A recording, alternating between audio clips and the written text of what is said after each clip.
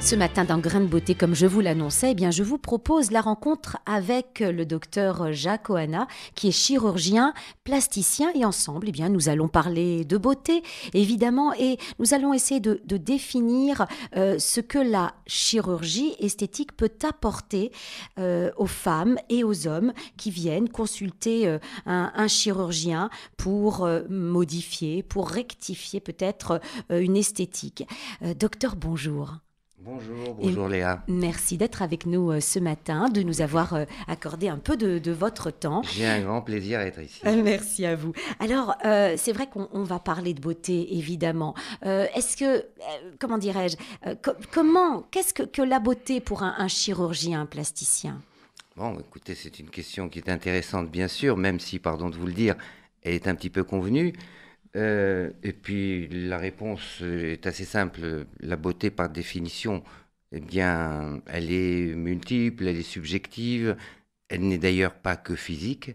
Et puis la beauté, elle est variable en fonction du temps, en fonction de l'espace, en fonction des sociétés. La beauté est un élément de langage qui est spécifique d'une culture. Et je pense qu'il n'y a pas de définition simple en tout cas, à cet élément qui est multicritère. Quant au chirurgien plasticien lui-même, il faut bien savoir que ça n'est pas un créateur de beauté, qu'à la limite c'est un professionnel de l'embellissement et son rôle est de mettre en harmonie et en cohérence certains éléments du visage avec le vécu et le psychisme de la patiente. Eh oui, alors comment rester objectif face à une patiente qui vous sollicite ? Quand je vous posais la question de la définition de la beauté pour un chirurgien plasticien, c'est peut-être qu'elle est un petit peu différente de la définition de la beauté pour la femme, la patiente qui vient vous voir. Alors, comment vous arrivez à rester objectif et à bien conseiller cette patiente qui est face à vous et qui vous dit, docteur, je voudrais me sentir belle, je voudrais être belle. Écoutez, d'abord, il n'y a pas une patiente, mais des patientes, et chaque consultation est extrêmement différente. Et tout se passe en fait pendant la consultation, qui commence d'abord et avant tout par une écoute très attentive et une analyse bien plus profonde qu'il n'y paraît, même si elle est discrète. Il y a bien sûr ensuite l'examen clinique, et c'est au terme, si vous voulez, de ces éléments que le chirurgien plasticien va répondre à la question qui lui est posée pour savoir si c'est possible, si c'est réalisable, si c'est cohérent, si c'est utile. Mais d'une certaine manière, le plasticien n'a pas de jugement à porter, il a davantage des conseils à donner. Alors, cette chirurgie esthétique qui est proposée donc à cette patiente, qu'en pensez-vous ? Dans quelle mesure elle va pouvoir apporter quelque chose à cette patiente, hein ? Quelles sont les possibilités de la chirurgie esthétique ? La chirurgie esthétique est là, si vous voulez, pour apporter une réponse à une question. Encore faut-il que cette question soit clairement formulée, encore faut-il qu'elle soit logique et cohérente.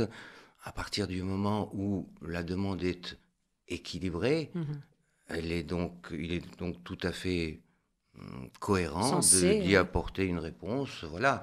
On n'est pas dans un domaine qui relève de l'exception. Oui, mais parfois, docteur, certaines personnes ont un problème d'image. Voilà, on a peut-être des petits problèmes de confiance en soi. Ça n'est que ça. Alors comment... Vous pouvez déceler chez la femme ou l'homme d'ailleurs qui vient vous voir davantage, vous voyez, un problème d'image, un problème de confiance, d'assurance, par rapport à un véritable problème, que vous considérez un véritable problème d'esthétique que l'on peut modifier. Oui, alors effectivement, il y a un problème qui est d'ordre esthétique que la patiente considère en tout cas comme tel. Parfois, effectivement, ce problème est suffisamment important pour remettre en question une forme d'estime de soi, comme on dit. Encore que, pas systématiquement, la patiente peut avoir confiance en elle, elle veut juste encore d'avoir davantage encore confiance en elle ou encore se sentir davantage mieux. Le problème est plus délicat quand il s'agit de patientes qui ont du mal à exprimer ce qu'elles veulent ou qui ont des demandes qui ne sont pas cohérentes, qui ne sont pas fondées ou une analyse qui n'est pas logique. Mais bon, c'est le rôle du plasticien d'écouter et puis d'analyser, voilà, comme un médecin ferait pour toutes les spécialités. Ah oui, vous me dites médecin, alors j'ai envie de vous demander, est-ce que vous pensez que la chirurgie esthétique soigne? Après, on verra hein, jusqu'où ne pas aller en chirurgie Oui. esthétique, mais est-ce qu'on peut parler de soins? Est-ce que ça soigne? Alors, c'est une question qui est pour moi évidemment essentielle. Elle pose la question de la visée thérapeutique de la chirurgie esthétique. C'est une question qui me surprend parce que c'est comme si vous demandiez à un chirurgien plasticien, est-ce que vous êtes encore médecin? Et là, je me dis, il y a un vrai problème de communication. Non, non, c'est une spécialité où il y a une dimension humaine essentielle. Oui. D'aucuns et des plus grands penseurs considèrent qu'il s'agit d'une psychochirurgie. Oui. Il y a un rôle qui est important et beaucoup plus important qu'on ne peut l'imaginer. Alors, si dans certains cas, dans certains médias, donner une image un peu superficielle, éphémère, ça fait plaisir, bon d'accord, mais la réalité, elle est beaucoup, beaucoup plus profonde. Ça veut dire que ça va très loin. Hein. Lorsque vous opérez les femmes, est-ce que dans votre pratique, il vous est arrivé d'être étonné de l'impact qu'une simple chirurgie, par exemple une rhinoplastie, une rhinoplastie, de l'impact que cela peut jouer dans la vie d'une de vos patientes ou d'un de vos patients? Les demandes en chirurgie esthétique paraissent peut-être superficielles, mais de façon définitive, il faut savoir qu'elles ont des racines profondes. Et effectivement, la preuve en est qu'on est parfois pas mal surpris de l'impact qu'une intervention peut avoir, heureusement dans la majorité des cas, dans un sens favorable, sur le comportement, la modification, les retentissements personnels, professionnels, physiques, psychologiques. Et l'importance de ce retentissement doit donner au chirurgien, et doit questionner le chirurgien esthétique sur la profondeur justement de son geste qui ne s'arrête pas uniquement à un geste technique. Donc, en général, la chirurgie a ses effets positifs, mais parfois, et ça, vous ne pouvez pas le nier, docteur, bon, on le voit dans les médias, il y a certaines patientes, certaines femmes, en général, ce sont des femmes qui vont un peu loin. Et on le voit visuellement, c'est un peu choquant. Il y a eu, ces dernières années, pas mal d'engouement. On parlera un peu plus tard de cet engouement pour la chirurgie esthétique. Jusqu'où vous, le chirurgien plasticien, vous considérez qu'il ne faut pas aller, jusqu'où ne pas aller trop loin? La question est donc comment éviter les caricatures, par exemple. Comment éviter les dérapages. Oui. C'est une question qui est d'ordre général, que toutes les spécialités, toutes les professions peuvent se poser. Écoutez, il suffit d'éviter les excès, de se dire que le mieux est toujours l'ennemi du bien, Oui. qu'à l'impossible nul n'est tenu, et qu'il faut rester à la fois positif, bien sûr, mais avec un certain recul. Voilà. Et c'est sûr qu'il y a ces demandes excessives, mais bon, il faut s'en éloigner. Il faut d'abord essayer de les comprendre quand même. Hein. Il ne faut pas comme ça dire non, c'est trop facile. Il faut essayer de les comprendre et puis essayer de les réorienter.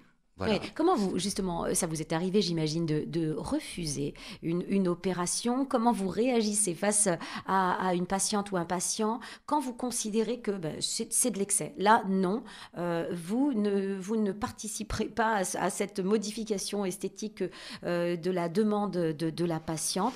Comment est-ce qu'on peut réagir, justement, face à ça? Vous savez, ces mêmes personnes qui viennent voir un chirurgien plasticien et qui ont une demande excessive, elles ont vu plusieurs chirurgiens plasticiens avant, elles savent elles-mêmes que leur demande n'est pas tout à fait cohérente. La décision d'une intervention, c'est une décision qui est prise d'un commun accord. C'est une intervention qui a ceci de particulier, c'est que la demande est effectuée par le patient Et puis ensuite, c'est au chirurgien de savoir s'il accepte. Mhm. C'est un dialogue réciproque. Alors bon, si je juge parce que je pense que la demande n'est pas tout à fait cohérente, je trouve un moyen, j'espère élégant et délicat, Oui. pour détourner un petit peu euh, le fil de cette consultation et de ne pas procéder à une Oui, intervention. on peut diriger, vous pensez, c'est une chose faisable de diriger peut-être la patiente vers une consultation psy, entre guillemets, lorsqu'il y a ce genre de débordement et de demandes excessives. Oui, oui, Oui, absolument. oui. Et bon, après, il faut appréhender chaque personne d'une manière différente. Mhm. Essayer de lui expliquer, essayer de la remettre dans une analyse et d'un jugement qui est plus lucide et plus logique. Il arrive parfois cependant que si la patiente ou le patient est obstiné ou on dit dysmorphophobe, ça veut dire qu'il Oui. veut à tout prix quelque chose que je ne vois même pas, qui voit des Mhm. rides là où il n'y en a pas, un Mhm. excès de peau là où il n'y en a pas. Si je n'arrive pas, au bout parfois d'une demi-heure ou d'une heure, à la convaincre, je dis parfois que, ben, je m'excuse, mais je ne saurais pas faire cette Mhm. opération. Mhm. Je ne dis pas que je ne veux pas, mais je dirais que non, voilà, moi je ne saurais pas. Il faut peut-être, Allez euh, voir que... non, pas aller voir Non. d'autres, mais bon, il y a peut-être des spécialistes, mais Ouais. non, c'est pas Ouais, mon domaine ouais, il faut être particulier. délicat en Voilà, tout cas. tout à fait. On l'a bien compris que la chirurgie esthétique touche vraiment à des domaines très très fragiles de la personne. Alors malgré tout, depuis quelques années, on voit un engouement des femmes. Alors je vous propose, docteur, de nous séparer quelques instants et puis on revient juste après pour parler de cet engouement pour la chirurgie esthétique et puis d'aller peut-être un peu plus dans le détail, dans quel domaine il y a des progrès assez remarquables, et puis parler, dire quelques mots sur le rajeunissement. Je sais que vous aviez envie de parler de la rhinoplastie, c'est une chirurgie qui vous touche pas mal. On se retrouve dans un instant. On se retrouve dans la seconde partie de Grain de beauté. Ce matin, dans Grain de beauté, nous parlons de chirurgie esthétique en compagnie de docteur Jacques Ohana, qui est chirurgien plasticien. Alors, docteur, on a parlé de ce qu'est la conception de la beauté pour un chirurgien esthétique. On a vu que effectivement, c'était une intervention qui pouvait toucher à des éléments très, très fragiles des patients, que c'est quelque chose qu'on ne prend pas à la légère, qu'il y a une relation qui s'installe entre le patient et le médecin et qu'il faut beaucoup de discussions pour bien définir ce que l'on va faire, bien sûr en évitant les excès qui parfois s'observent ces dernières années. Mais ces dernières années, s'il y a des excès, c'est qu'il y a aussi un très grand engouement pour cette chirurgie, un engouement et une démocratisation, j'avoue, on le voit chez des femmes qui appartiennent à toutes les couches sociales. Les femmes sont friandes de chirurgie esthétique. Alors, pourquoi, à votre avis, docteur, y a-t-il un engouement plus fort ces dernières années qu'il y a 15 ou 20 ans? Il y a effectivement une demande qui est plus importante. Il y a effectivement une démocratisation de la chirurgie esthétique, ce qui est le corollaire naturel de la demande plus importante. Ça veut dire que ça intéresse davantage de personnes. Mais dire qu'il y a un engouement en sous-entendant qu'il y a un côté excessif, là je pense que c'est une erreur. Et s'il y a engouement, c'est un engouement est plus un engouement médiatique. Ce Ah, sont les médias qui s'intéressent particulièrement à cette spécialité. davantage, Parce d'accord. que, en vérité, la demande, Mhm. elle est tout à fait objective, elle est cohérente, n'est pas excessive. Et si on parle en pourcentage, eh bien, par exemple, il y a moins d'interventions en Europe qu'aux États-Unis, au Brésil. Je ne vous parle pas de la Corée, où là, c'est un phénomène qui est passionnant d'ailleurs sur le plan culturel. Mhm.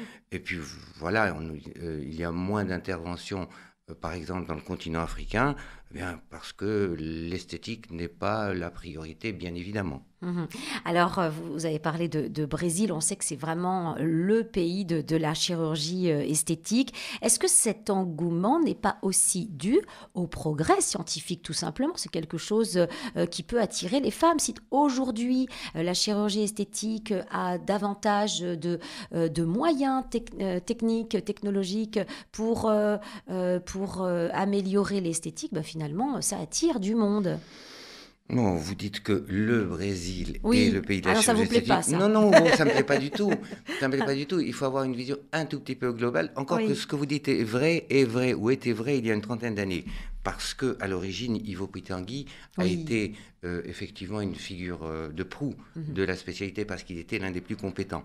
Mais le Brésil est un pays où ses habitants vivent au soleil et il y a une culture du corps. Donc, il y a un besoin de séduction, bien évidemment.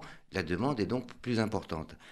Si aujourd'hui on doit parler d'un pays de la chirurgie esthétique, alors j'aurais plus tendance à dire que la Corée aujourd'hui, la Corée du Sud bien sûr, aujourd'hui a pris le pas sur le Brésil, mais d'une toute autre manière, et c'est en ça que c'est le témoignage d'un élément culturel. La Corée, c'est, j'allais dire, uniquement le visage, Ah, oui. alors que le Brésil, c'est essentiellement le corps. Voilà, Mhm. c'est des éléments qui sont importants, mais en France, on va dire que la demande est partagée entre le visage et le corps. C'est On est peut-être plus la traduction équilibré. d'une forme d'équilibre, tout à fait, tout à fait. Alors, le progrès technique, où est-ce qu'il est le plus spectaculaire ces dernières années? Dans quel type d'intervention? Le progrès technique en matière de chirurgie esthétique est un progrès qui permet une personnalisation des résultats. Il n'y a pas une technique qui a fait un progrès. L'ensemble des techniques avance et l'ensemble des techniques permettent voilà, Mm. une individualisation, un résultat qui est davantage naturel et c'est Ouais. valable pour le visage, pour le nez, etc. Mais ça, c'est Bon, très, très français, non? bon, De rester naturel. J'ai le sentiment que dans d'autres cultures, on a envie que ça se voit. On fait une intervention et on en est fier et on veut le montrer. Alors qu'en France, il y a plus une discrétion dans ce domaine-là. Et du coup, la finesse de la technique importe davantage. oui, on va dire qu'en France, les gens sont réservés, Oui. donc les résultats, ils les veulent discrets et naturels. En Californie, c'est tout à fait l'exhibition, alors il faut montrer à tout prix peut-être. Ouais. Je reviens sur la Corée parce que je reviens d'un voyage Ouais. en Corée du Sud Ouais. qui m'a Bouleversé, on dirait. en tout C'est cas pas... qui m'a permis de me poser beaucoup de questions sur un plan culturel, pas Oui. que sur un plan technique. Et je disais qu'en Corée, par exemple, il ne s'agit pas d'être excessif, il ne s'agit pas de rester naturel, il s'agit de changer totalement. Et là, Ah on oui, peut se là poser ça pose. certaines questions bon, C'est-à-dire que qui sortent peut-être du cadre de votre interview. c'est vrai, mais ça peut être néanmoins assez intéressant. Est-ce Voilà. qu'en Corée, on a envie de transformer son visage en occidental, un visage occidental, Alors, en changeant la forme du là nez, encore, etc. s'il vous plaît, il faut se garder de tout jugement. Oui, Et je ne peux pas vous donner une réponse parce que je ne connais pas suffisamment la culture mais coréenne. votre impression, Le fait est que, il y a une petite tendance. c'est problématique. Ouais, C'est ouais. problématique parce que les transformations sont tellement radicales qu'on se demande si ça n'est pas un si ça n'est pas vraiment un problème d'estime de soi ou, pardon, Hmm. un problème de haine de soi. Ouais. Point d'interrogation. Voilà. Oui, mais bon, Ouais, ouais, là, je ouais. suis encore Euh, sur la réflexion de ce voyage parce ouais. que il m'a posé plus de questions. Mhm. Mais Mais je m'excuse de ce que je viens de non, dire mais on prend l'ampleur. parce Hein. que c'est un petit peu excessif, mais quand même, c'est pour vous dire que ça C'est ça. questionne Donc fortement. on arrive à prendre l'ampleur de l'impact des changements Alors, esthétiques et hein, et c'est du ça physique. aussi qui est intéressant parce que en essayant de porter un jugement sur une culture différente, on peut davantage comprendre le jugement que d'autres personnes portent sur notre culture Mhm. et se dire, bon, à peu près, et se dire, bon, non pas peut-être qu'ils ont raison, mais on comprend qu'il puisse y avoir différents points de vue. Mhm. Voilà. Alors, on laisse ce sujet. Ce sera intéressant d'y revenir peut-être pour d'autres émissions sur le questionnement que cela pose, ce changement d'esthétique. Oui, oui, oui. Pardon, je veux revenir sur la Corée du Sud parce que oui. J'ai dit un mot qui est excessif. Non, c'est beaucoup plus subtil que ça. Il y a des notions d'intégration sociale, il y a des notions de professionnelles, etc. Qui sont lourdes, hein, c'est bien. C'est une caricature et comme dans toutes les caricatures, il y a beaucoup de choses à apprendre. Alors, revenons peut-être à quelque chose d'un peu plus, enfin la chirurgie en France qui est peut-être un peu plus équilibrée, où là, malgré tout, il y a, quand je parle d'engouement, je sais que ça vous gêne un peu, mais le rajeunissement, c'est quand même, comment dirais-je, une obsession hein, dans le domaine de la chirurgie esthétique. Écoutez, quelles sont les deux obsessions? Pas que dans le domaine de la chirurgie esthétique. Tout le monde veut être jeune, beau et riche. Oui, évidemment. Riche, on va laisser ça de côté, puisque les patientes ne viennent pas nous voir pour être riches. Beau, vous avez dit que c'était relatif. Non, hein. Alors, beau et jeune, voilà les deux axes. Voilà, c'est pas une obsession, c'est une demande qui est légitime. Ça serait un peu surprenant de voir quelqu'un venir pour vous dire, voilà, je veux vieillir davantage, ou bien je me trouve trop beau. Voilà, oui. C'est tout, on peut dire ça. Non mais docteur... que ça arrive, mais c'est suspect. Hein.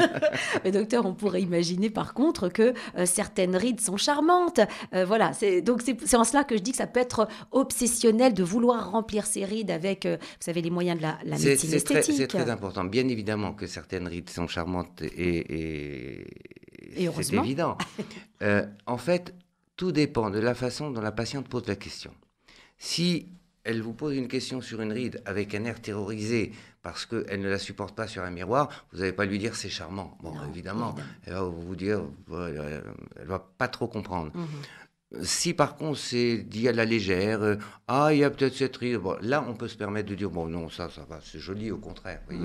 C'est ça. Alors là on voit apparaître depuis quelques années la montée vraiment en grande vitesse de la médecine esthétique. Alors vous, en tant que chirurgien plasticien, est-ce que cela vous fait peur? Est-ce qu'au contraire vous dites non, pas du tout, ça ne va pas remplacer la chirurgie, ça n'est que complémentaire. Qu'est-ce que vous dites face à cette médecine esthétique? De façon claire, je suis chirurgien esthétique et je crois que j'ai été l'un des premiers médecins esthétiques. Ça veut dire qu'à l'évidence, la médecine esthétique s'intègre, mais naturellement, complètement à la chirurgie esthétique. Ça veut dire que quand le collagène a commencé à apparaître, l'acide hyaluronique et le botox, j'ai été un des premiers intéressés et un des plus ardents défenseurs. Quand une patiente vient me voir, c'est pas pour que je l'opère, c'est pour que je lui donne des conseils.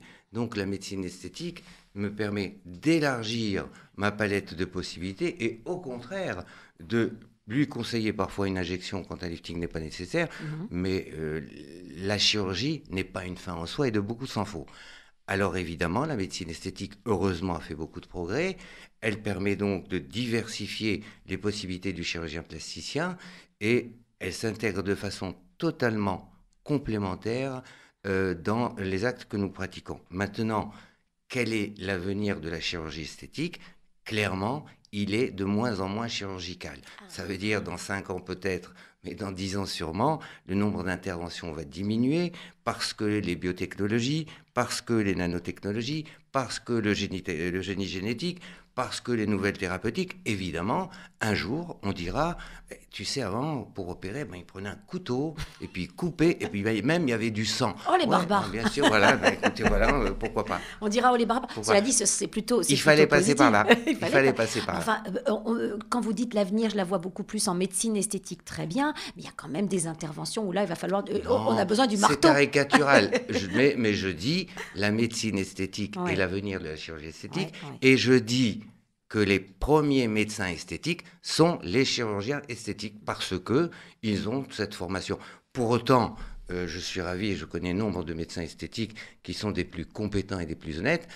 C'est quand même un avantage pour un chirurgien de disposer de tous les moyens techniques pour pouvoir de façon adaptée, raisonnable, proposer telle ou telle intervention et pas uniquement les 2 ou 3 techniques dont le praticien dispose, au risque là, effectivement, d'observer des dérapages et des caricatures. Eh oui, mais toujours ces injections maîtrisées par le médecin et pas d'excès comme on peut le voir aux États-Unis, des soirées injections où les femmes s'injectent, je crois elles-mêmes parfois, des produits. Hein. C'est toujours, ça reste. Oui, bon, c'est culturel. Vous savez, il doit y avoir aussi quelque part en France des soirs où des choses étranges se font. On ne le sait pas. Bon, pourquoi pas. Je ne parlais pas sur le plan médical. Hein. Oui, merci beaucoup. Voilà.